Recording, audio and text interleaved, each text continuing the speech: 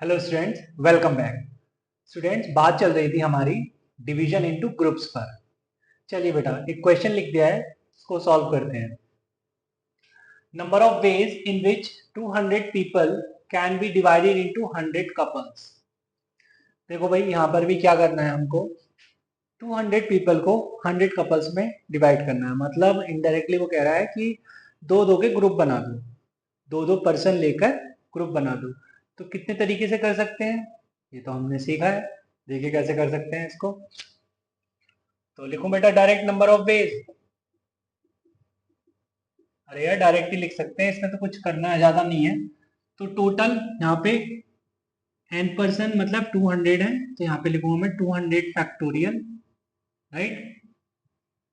और डिनोमिनेटर में जाएगा 2 factorial and so on up to 2 factorial. कितने टाइम्स बेटा? 100 टाइम्स। तो मतलब 2 फैक्टोरियल 100 टाइम्स रिपीट हुआ है, तो इसको मैं लिखूंगा इंटू 1/100 फैक्टोरियल। ठीक है, तो इतने तरीके से हम ग्रुप तैयार कर सकते हैं, राइट। और अच्छे से लिखना है तो इसको लिख दो 200 factorial upon 2 to the power 2 factorial की whole to the power 100 into 100 factorial. ठीक है बेटा, ये हमारा फाइनल आंसर होगा। चलिए कुछ और क्वेश्चंस देखते हैं। चलिए बेटा, तो क्वेश्चन पर बात करते हैं। For a number of game in which every pair play with every other pair. Game खेला जाएगा, कैसे खेला जाएगा भाई? दो पेयर होने चाहिए एक गेम को कंप्लीट करने के लिए, ठीक है। वो आमने सामने उसको गेम को खेलेंगे। Now 6 man are available, find number of games which can be played. तो अगर यहाँ पे 6 पर्सन अवेलेबल हैं, then how many games can be played. हमको पता है गेम खेला जाएगा by taking 2 pairs at a time, right. तो पहले हम ये देख लेते हैं 6 पेयर से हम 6 मैन से हम कितने पेयर बना सकते हैं, मतलब कितने ग्रुप बना सकते हैं दो दो मैन लेकर। चलिए स्टार्ट करते हैं। नंबर ऑफ वेज, ठीक है। तो नंबर ऑफ वेज क्या आने वाले हैं? नंबर ऑफ वेज में देख रहा हूं to form groups of 2 person. तो number of ways to form groups having 2 person, having 2 person. तो बेटा यहाँ पे देखिए, ये टोटल 6 है, तो 6 factorial upon 2 factorial, 2 factorial, 2 factorial, right. तो 2 फैक्टोरियल आगे बेटा 3 टाइम्स, तो मैंने लिख दिया 1/3 फैक्टोरियल, राइट। तो ये तो आगे ग्रुप्स, बट मुझे तो नंबर ऑफ गेम्स की चाहिए। Number of games, number of games कैसे आएंगे बेटा भाई? ये 3 पेयर हमको मिलेंगे। कितने तरीके से बनेगा वो डिफरेंट बात है, बट ये एक्चुअली में हमको 3 पेयर ही मिलेंगे। तो ये आएगा 6 फैक्टोरियल अपॉन 2 फैक्टोरियल का होल क्यूब इंटू 3 फैक्टोरियल। अब ये एक टाइम पे तो 3 ही मिलेंगे, 3 पेयर। तो 3 पेयर में से अगर मैं कोई भी 2 उठा लूं तो गेम हो जाएगा कंप्लीट। मतलब ये 3C2 का मतलब है out of 3 pairs, out of 3 pairs 2 pairs are selected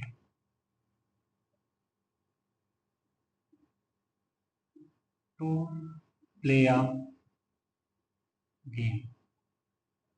okay, out of 3 pairs 2 pairs are selected to play a game.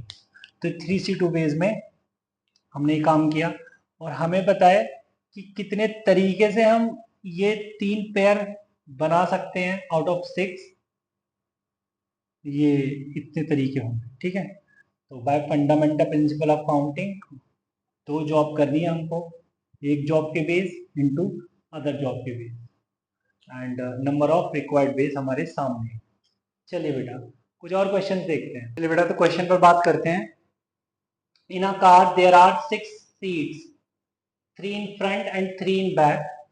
6 persons of different height can be seated so that everyone in front is shorter than the person directly behind him. भाई 6 person है different different height के, okay. इनको कुछ इस तरीके से arrange करना है, मतलब इनको एक्चुअली में गाड़ी में बिठाना है, ठीक है। और गाड़ी में ऐसा बोला उन्होंने कि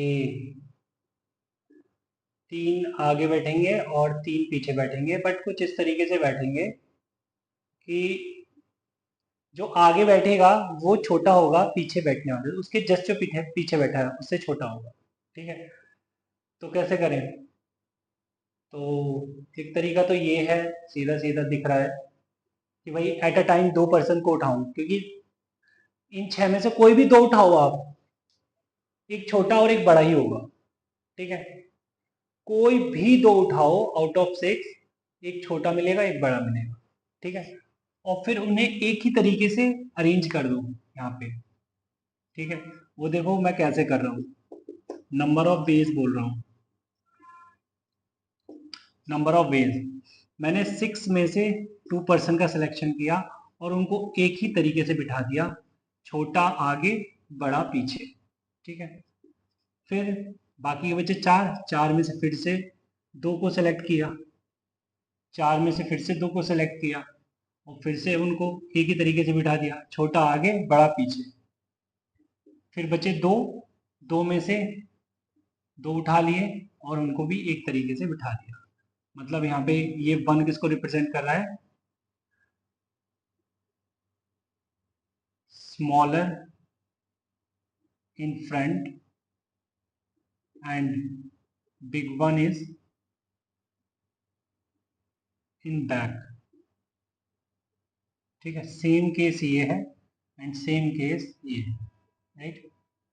ये smaller is in front and big one is in back. Smaller is in front, big one is in back. Smaller is in front, big one is in back. ठीक है, ये हो गया नंबर ऑफ डेज। और कोई दूसरा तरीका? अरे सर दूसरा तरीका भी ऐसा ही है, वही है। मतलब अगर हम डायरेक्ट बोलें कि सर पहले आप इन 6 पर्सन के 3 ग्रुप बना लो, 2 फैक्टोरियल 2 फैक्टोरियल 2 फैक्टोरियल, है ना, और फिर इंटू 1/3 फैक्टोरियल कर दो, तो ये तो 3 ग्रुप आ गए, ठीक। अब ये 3 ग्रुप आ गए, इनको 3 फैक्टोरियल वेज में अरेंज कर दो। भाई 3 ग्रुप आ गए ना, 2-2 के 3 ग्रुप आ गए, और जो 2-2 के 3 ग्रुप आए हैं उनमें एक छोटा और एक बड़ा है। अब उनको 3 फैक्टोरियल से मल्टीप्लाई क्यों किया है इस ग्रुप को 3 फैक्टोरियल से? कि भाई 3 ग्रुप हैं और 3 ही प्लेस हैं, 1 2 3, मतलब 2 को इधर भी बिठाया जा सकता है, यहाँ पर भी बिठाया जा सकता है, यहाँ पर भी। तो 3 प्लेसेस हैं और 3 ही ग्रुप है, तो 3 फैक्टोरियल से मल्टीप्लाई कर दिया, ठीक है। I hope what I am saying you are getting. चलिए आगे चलते हैं। चलिए बेटा तो क्वेश्चन पर बात करते हैं। A rack has 5 pair of shoes. Number of ways in which 4 shoes can be chosen from it so that there is no complete pair. क्या कह रहे हैं? एक रैक है, शू रैक, उसके अंदर 5 पेयर ऑफ शूज है, ठीक है, लाइक दिस। अब आपको इन 5 पेयर ऑफ शूज से 4 शूज को उठाना है, 4 शूज को उठाना है। तो अब जबकि कोई पेयर कंप्लीट ना हो, जैसे मान लो अगर 4 शूज उठाते आप और इस तरीके से उठा लेते, 1 2 3 और एक इधर से उठा लेते 4, तो देखो ये पेयर कंप्लीट हो गया। ये नहीं करना था आपको, तो कुछ इस तरीके से उठाते कि काम आपका मतलब पेयर कंप्लीट ना हो। जैसे आपने 4 शूज यहाँ यहाँ से उठा लिए, देखिए इधर एक सेम साइड से अगर 4 शूज उठा लिए तो पेयर कंप्लीट नहीं होगा, मतलब ये रिक्वायर्ड नंबर ऑफ वेज हो सकता है। ठीक है, इसी तरीके से बताइए तो टोटल कितने वेज बनेंगे, ये मैं तुमसे पूछ रहा हूँ। तो तुम सोचने में पड़ गए और सोच रहे हो, फिर किसी बच्चे ने बोला कि सर हाँ अब मुझे समझ आया कि देखिए सर नंबर ऑफ बेस कुछ इस तरीके से लिखे जा सकते हैं। सोचिए सर, मैंने एक साइड से 5 शूज से कोई भी 4 उठा लिए, जैसा अभी सर आपने बोला, अभी आपने दिखाया था दिस कोई भी 4 शूज उठा लिए। हाँ तो मेरा काम तो हो गया ना। तो बाकी दूसरी रैक से मैं क्या उठाऊंगा, 5 में से कोई शू नहीं उठाऊंगा। ठीक है,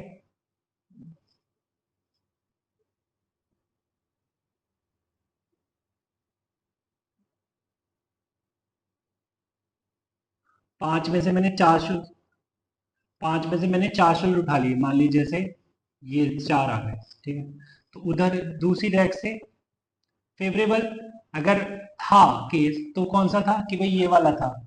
अगर इससे तो मैं नहीं उठा सकता, इन 4 से तो नहीं उठा सकता, इससे उठा सकता था, बट इससे मैं कोई शू नहीं उठाऊंगा अभी भी। रीजन भी कि 4 आ चुके हैं। ठीक है, 4 शूज आ चुके हैं।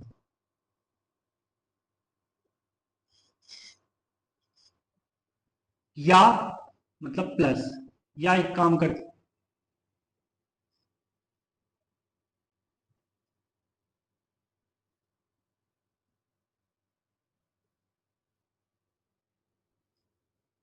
या इधर 5 से मैंने सिर्फ और सिर्फ 3 शूज उठाए, 5 से सिर्फ और सिर्फ मैंने 3 शूज उठाए। ठीक है, तो इधर बेटा दो चॉइसेस खुल गई मेरे पास, तो दो में से मैं एक शू उठा लूंगा, तो 3 इधर उठा चुका हूँ, एक इधर उठा लूंगा। तो देखो जब इधर से 3 उठाए मैंने, तो इधर से दो में से कोई एक उठा लूंगा तो हो जाएंगे 4। अब बच्चा बोल रहा है कि या सर ऐसा कर सकते हैं, या का मतलब होता है बेटा प्लस, बीच में प्लस आएगा। ठीक है, या फिर एक काम करते हैं, out of these two, right, sorry, हाँ, आउट ऑफ दीज 5 मैं इधर से 2 शूज उठा लेता हूँ, ये आगे। ठीक है, तो 5 में से मैंने कोई 2 शू उठा लिए, इनटू इधर बेटा 3 ऑप्शन खुल गए, तो इधर 3 में से मैंने सिर्फ और सिर्फ 2 शू उठाए।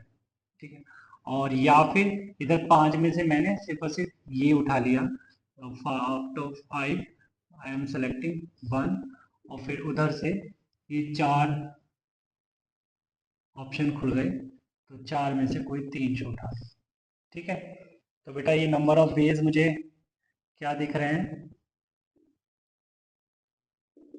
5C4 मतलब 5 into 1C0 is 1, plus 5C3, 5C3 बच्चे, 5C3 10, 10 into 2 20, plus 5C2 10, 10 into 3 30, plus 5C1 that is 5, और 4C3 मतलब 4, 5 4 से 20।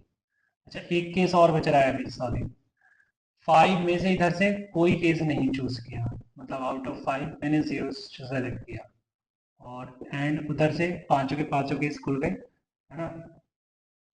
तो यहाँ से मैंने 5 में से 4 शूट उठा लिए। ठीक है, तो प्लस ये कितना हो गया, sorry 5C0 that is 1, in 5C means 5C4 is 5। तो इसको अगर हम काउंट करें तो कितना हो गया, 5 + 5 10, 30, 60 और 20 80, 80 हो गया। ठीक है, इस तरीके से हम सिलेक्शन कर सकते हैं, या फिर ऐसे कर सकते थे कोई दूसरा तरीका। दूसरा तरीका ये है कि भाई 5 में से कोई से भी, ये 5 है, 1 2 3 4 5, 5 हॉरिजॉन्टल रो से हमने कोई 4 हॉरिजॉन्टल रो सेलेक्ट कर ली, है ना, और फिर हर एक रो से मैंने सिर्फ एक ही शू उठाया, तो 2C1 into 2C1 into 2C1 into 2C1। 5C4 ये किसको रिप्रेजेंट कर रहा है, आउट ऑफ 5 रोज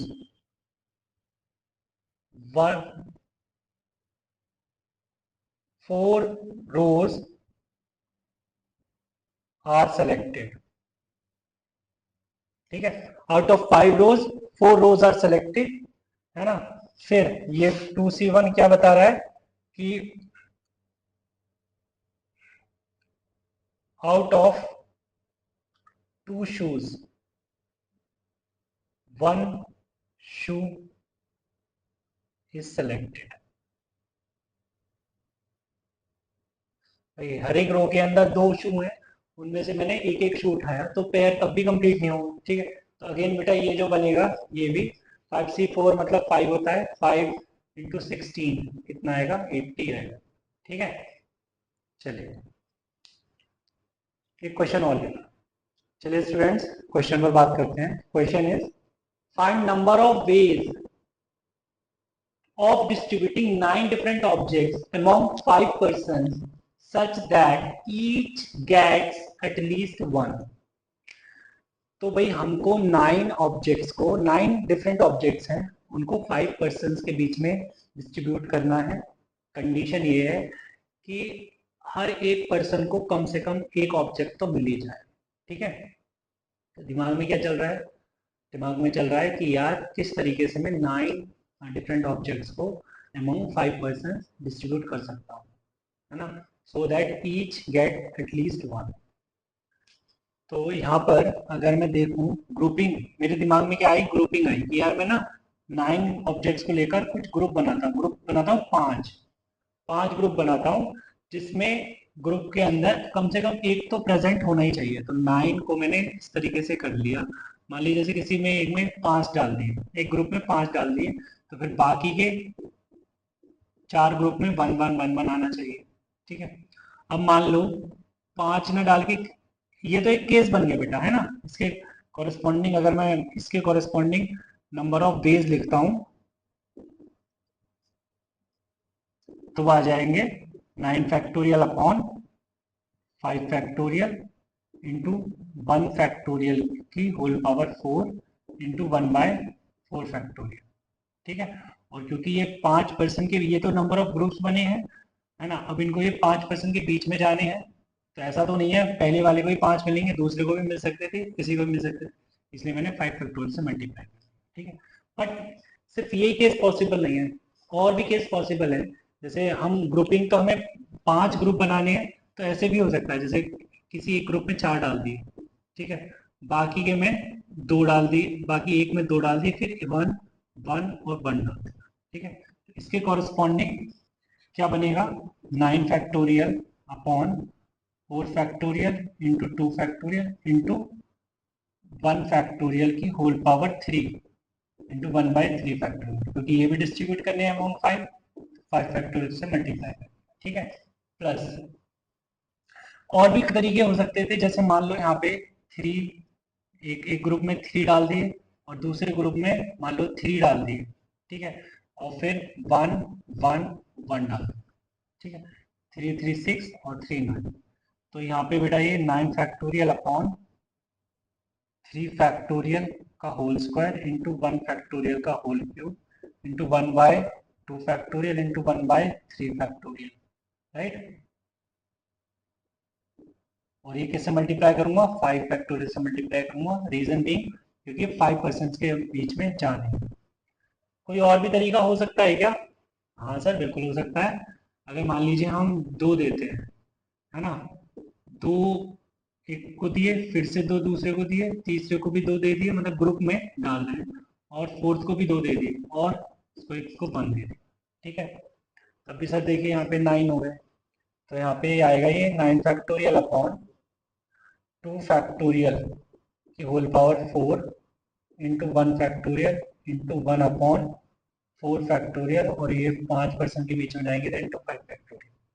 प्लस कोई और तरीका है क्या, हाँ सर एक तरीका और है कि हमने मान लीजिए 2 दे दिए, 2 दे दिए, इसको सर 3 दे दिए, है ना, 2 2 4 और 3 7, और फिर 1 1 दे दिए, ठीक है, ऐसा भी हो सकता है। तो इसके कॉरेस्पॉन्डिंग 9 फैक्टोरियल अपॉन 2 फैक्टोरियल का whole square into 3 factorial right, into 1 factorial का whole square into 1/2 factorial into 1/2 factorial into 2 factorial into 5 factorial. ठीक है बेटा, ये 2 फैक्टोरियल मतलब 2 फैक्टोरियल 2 टाइम्स आया, 1 फैक्टोरियल भी 2 टाइम्स आया, इसलिए 2 फैक्टोरियल डिवाइड किया उससे, और इंटू 5 फैक्टोरियल। तो 5 फैक्टोरियल सबके साथ है, रीजन बीइंग कि ये जो ग्रुप्स हैं ये हमें 5% के अमाउंट डिस्ट्रीब्यूट करने हैं। ठीक है, चलिए बेटा, तो इस क्लास में इतने रखते हैं, मिलते हैं नेक्स्ट क्लास में, तब तक में बाय बाय, टेक केयर।